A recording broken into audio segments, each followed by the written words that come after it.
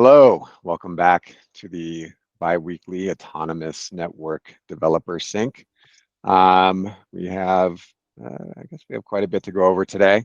From a team-wide perspective, I think the majority of the focus continues to be on mainnet launch and getting everything ready beyond just the code.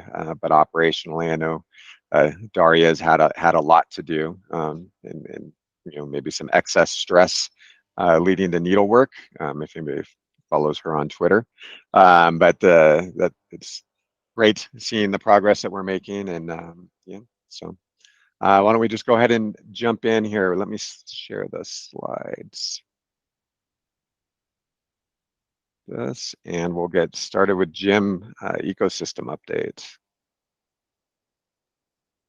Thanks, Jeremy. Just wait for the slide to load. Okay, the updates, ecosystem updates and hot topics. So last week, we executed the third community call on the bounce, and unfortunately ended the incentivized testnet. That was just 5 days ago. In that time, we've seen the node count drop from around 5,100 to today. It's only dropped by 200, 4,900. It was at when I checked earlier. However, the space pledged has dropped by quite a big factor. It's gone from 128 megabytes last week to 19.5 when I checked an hour ago. So quite a significant drop there, as we'd expect. Okay, over the weekend, I did have a question from the community. I'm just going to try and span this anywhere where I'm speaking. So a clarification on how the mainnet launch phases work. So phase one, which is our consensus launch, it's just the consensus chain going to be available. Transfers are disabled at the protocol level. And a comment that I made in Discord, I think someone just wanted to really pick into it, is the transactions will be possible. So if you've got farmer testnet rewards, you could submit like a system.remark transaction, for example.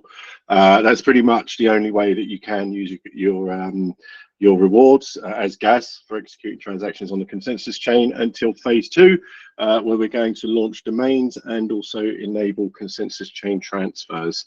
If that's not clear, please do reach out to me. I'm very happy to walk you through it. Latest GPU plotter news. So again, there's asked to be very active in our Discord, of course. And to round up what we said on the community call, one of our ambassadors, Vector, has seen sub 3 second sectors on a dual 4090 setup. Actually, that peaked at a 2.06 second sector, which is just amazing. And something that we're seeing in the community is that people are asking, like, why is my GPU not kind of pegged at 100%? So GPU plotting could be waiting for pieces if you do not have a piece of cache big enough to hold them all.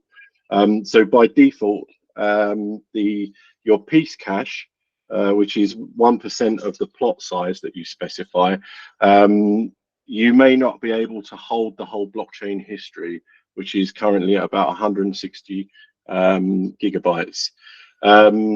So if you don't have a required piece locally, you will have to reach out to the network for the piece, and plotting waits while that happens.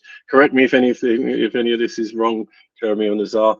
And that actually is being exacerbated by farmers leaving the network, which means that pieces can be harder to find than you. Nazar, go ahead. There is just one small correction. Once you download the piece that you need, it will actually be stored at the end of the unplotted part of your file, of your plot file, and then it will be reused once you need it again. So initially it will be slow, then it will accelerate, and then as you go closer to the very end of your plotting process, when your sectors will step onto some of the pieces that were cached there, then it will get slower again. But I think in one of the releases in March of 2024, we actually made an update where unplotted space can be used as additional cache. So it's not like that bad, but it will have an impact.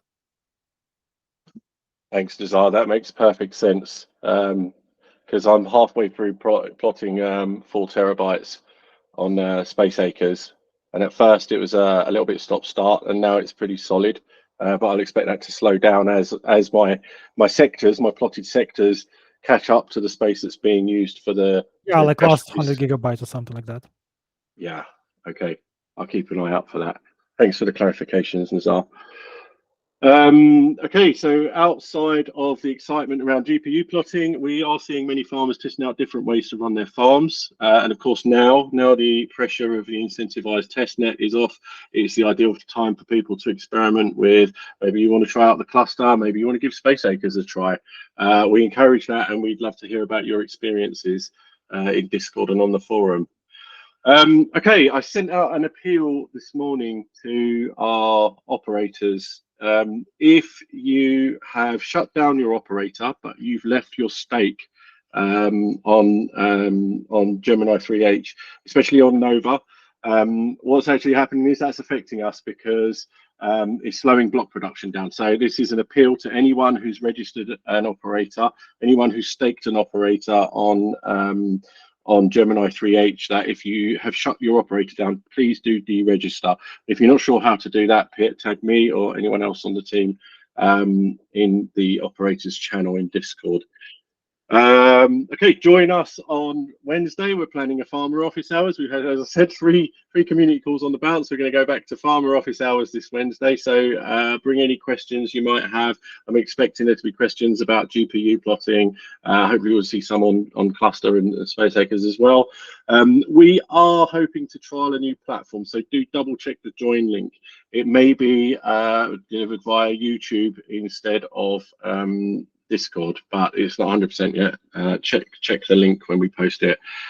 I want to give everyone a quick reminder about the ongoing Genesis data contest. So an opportunity for you to not only be immortalized in our seed data for Mainnet, but also win some exclusive Autonomous merch that only those who kind of were around through the test nets and through Gemini testnet phases are going to have available to them. And the last thing is keep an eye out this week because we are planning a big announcement about an exciting community event that we're going to be deploying soon. So yeah, keep an eye on our socials for information about that. That's the ecosystem roundup. Thanks, Jeremy. All right. Well, let's go ahead and keep moving. I know I teased a bit with Daria. Daria has been working hard on Mainnet launch prep. You want to kind of update where we are on that? I mean, for that, those who follow our GitHub, there's been a lot of stuff going on with, Mainnet teasers here and there. We have removed the old vesting because we're not going to be using that anymore. We have updated the minimum replication factor to cut down our storage fees a little bit, and without compromising security, of course. There is a proof on the forum. It's about 99.999 probabilities that all the fuses are still found. There is still erasure decoding that you can be used, so that was fine. What else? We have updated issuance parameters. There are hopefully final. May change a couple of numbers. Oh, whatnot. Nazar's trying to fix all the remaining bugs in GPU plotting. I'm just losing count of all the items, honestly. And I'm gonna also cover up maybe one of the other items that I have there is that we do have Foundation GitHub as well. It has inherited the old github.com/subspace. And it has the protocol specs, it has the Subnomicon, it has some other things, and it's also going to be hosting the rewards, also various things relevant to the networks. And so Nazar has been so kind last week to upload all the databases of all the nodes of all the incentivized test networks that have ever run on Subspace. And some of us has downloaded as well, and we are sitting it on BitTorrent, and the link to that is at the Foundation GitHub for now. And once we have all the nice CSVs with all the wallets and the rewards, they can also be found there apart from any front end that the team is building. So if you really want to check off your rewards, you can download that, run up a node from the old network, and really find the proof if you would like to, dispute any of the token rewards that we calculate. And oh boy, does token reward calculation take a lot from the whole team.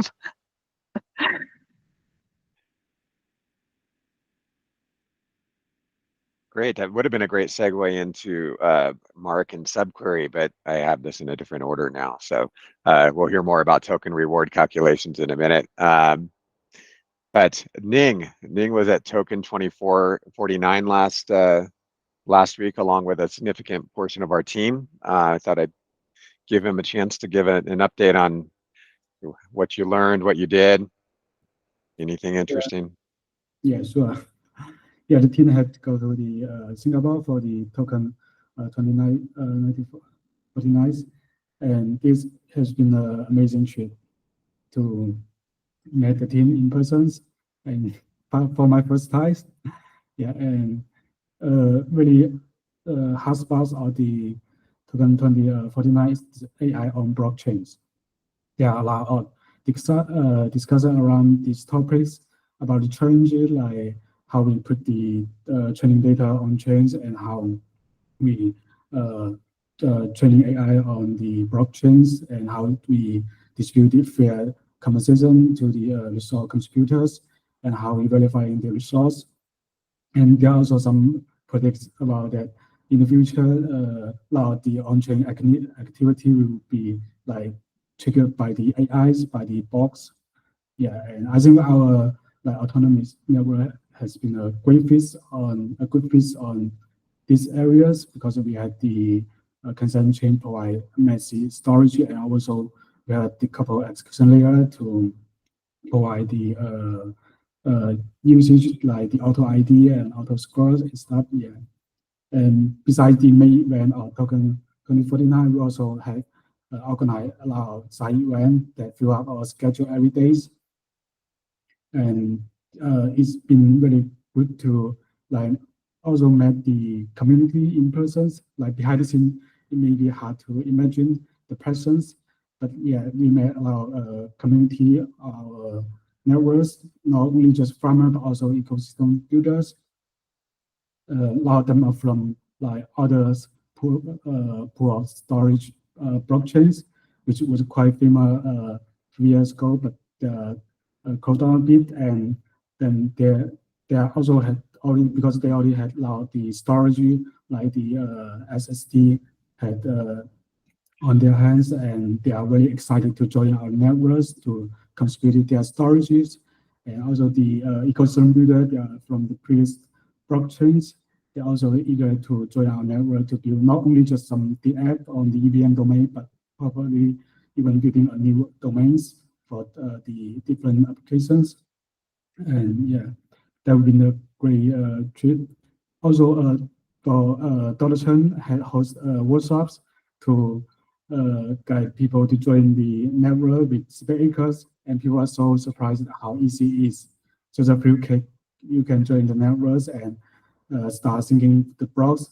And we also like expected they will be taking like day or hour to finish the things, but while we are just talking other topics, the last of the people they're seeing progress from 0 are going to 99, like just a few blocks like to things. Yeah, it's really amazing. Thanks to the great job from Naza and Shamius.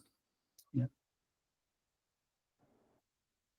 That's great. It's always fun to get out and interact with other people outside of the company. I know it was important that we had proof of humanity of Ning finally meeting team members after almost 2 years of working. So glad that happened.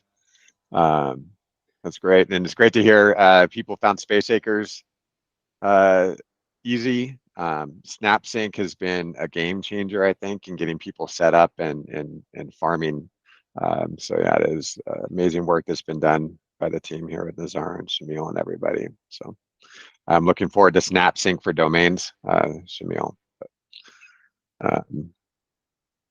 Cool. All right. Moving on and back to maybe some token reward work, and in general, just I know Mark, you've been working on some upgrades to infrastructure behind Astral. Yeah, you want to kind of talk about that? Exactly. The main two topic, right? Reward transparency. So the logic and the indexer to index 3G rewards, both farming rewards, block rewards, as well as operator rewards. That's the most critical. It was the hardest to calculate. Is running. The delay to index the whole block, all the blocks that we need on 3G up to 1,040,000, I think, is taking longer than first estimated. I'm guessing as we progress in the chain, we're getting blocks that have a lot more extrinsics and events, so it's slowing down a bit the indexer. But we're about 75% done. So hopefully, as soon as I get all the blocks are indexed, I can pull out the reports and add it to the DOI and ship the token calculation on Astral. At the same time, I was working on migrating from subsquids to subquery. So I recently indexed those 3G reward. I played with subquery as I couldn't get that done with subsquid. And we decided to move towards subquery as well. So indexing, so redoing the consensus to index blocks, events, the accounts to index accounts balance and transfers and everything with subquery. Personally, so far, I feel the developer experience much better, and it's much easier. I can put all the indexer in the same container in the same Docker compose and have them run on the same server. While with subsquid, it was pretty very different, and the main issue was just subsquid was just not keeping up with the head of the chain. So all our latest indexer that we had deployed were always 30 to 40,000 blocks behind. And that's just not very good. So subsquid should make everything go better, and the developer experience as well much better for contributors that want to help us as well. Great. Well, I look forward to seeing that kind of fully implemented. I saw Jim was giving some party responses here. I know Jim's been in the subquery ecosystem for quite a while, so that's great. All right, so looking forward, one of the big things we've been working on and was mentioned a bit on our last sync is kind of the data access layer. So creating a way for not only for the storage of the, not only just execution, but we've got all this storage that's used for consensus. How can we utilize that in a more effective way by making it accessible and making it easy for people to get data to the network? A big piece of that is what we're calling AutoDrive. I thought I'd have Colby, who's the product manager on AutoDrive, kind of just go over maybe a quick high-level product roadmap and kind of vision of what we're seeing for AutoDrive and where we're at. Are you here, Colby? I see you.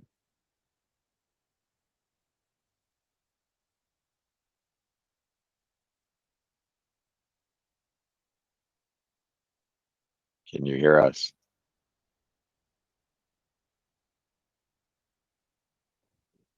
All right. Well, I can't hear you.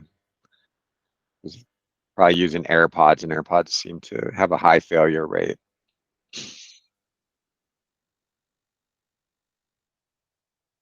Well, while he's figuring that out, I may just drop their short promise of that the white paper is finally going to be coming out, hopefully early next week for public, with also the new website. And it's just been such a big thing to get done, and it's an upgrade on all of our vision, expanding on the last developments on the consensus, on the developments and the product side, and developments in the domain side, on the all the well, trends and AI important topics to everybody's lifetime that we are seeing in the field. So I'm very excited for everybody to be able to read it. And back to Colby. Hopefully he's fixed his microphone.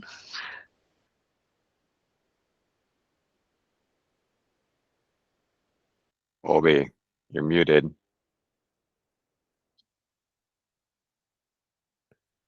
Still not hearing you. Well, maybe we'll just wait to get the roadmap. Are you there? I thought I heard something. Okay.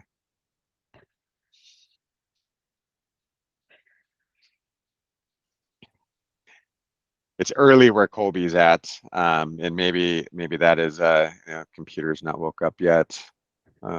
Microphones aren't up yet. It's rare for you to have a technical hitch on the DevSync calls, Jeremy. You know, all right. I see you there, Colby, but Okay. What about now? That's great.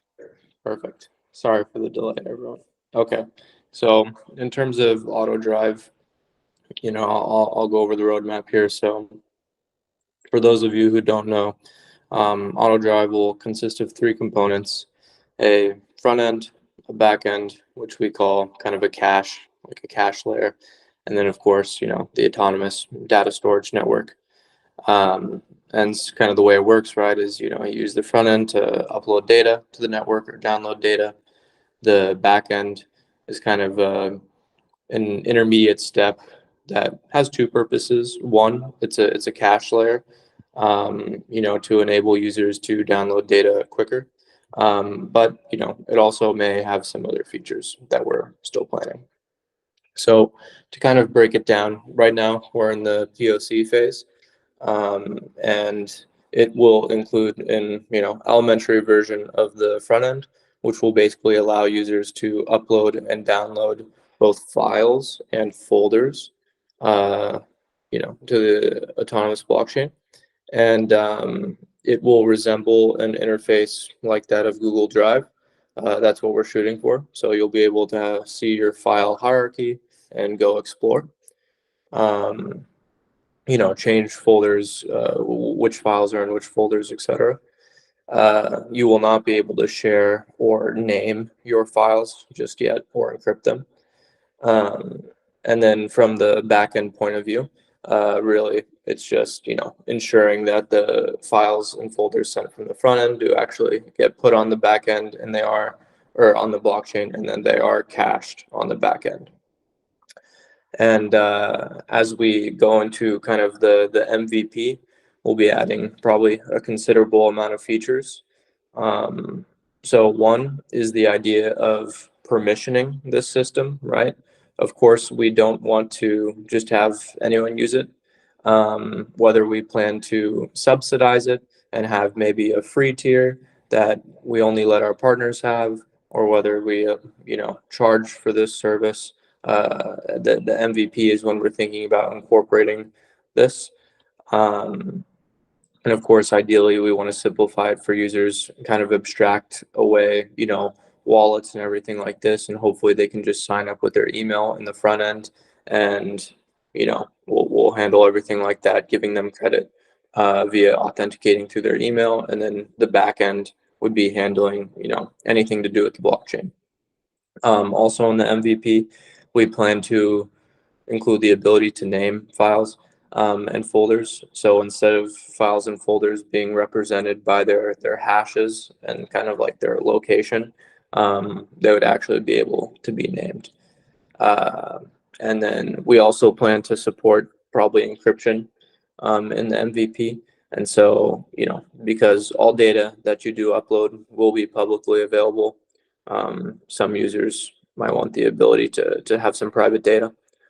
And then of course, the POC, hopefully everyone can use here at the company to test. And then as we move kind of to the MVP, that's when we would try and get, you know, partners and other things to use it and to really see if it works, before we kind of move into version 1. And you know, version 1 is pretty far in the future, at least a few months. And so we're still kind of debating what exactly we should put in it at that time.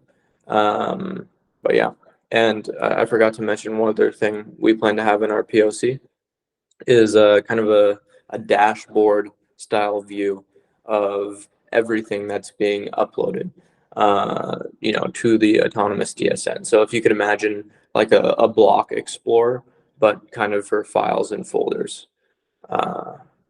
So yeah. Great. Well, I'm excited to see we've been making rapid progress on this. And I expect we'll continue to make rapid progress, and getting from POC to MVP should hopefully not be too long, and we can get this out for people to start using. I was just having a discussion with Daria earlier that we'll actually potentially be using this for uploading the seed data for the network. So we'll see how it goes. All right. Well, I think we've covered everything. Is there anything else before we sign off? Anybody wanted to discuss? All right. Well, we will see you back in a couple of weeks.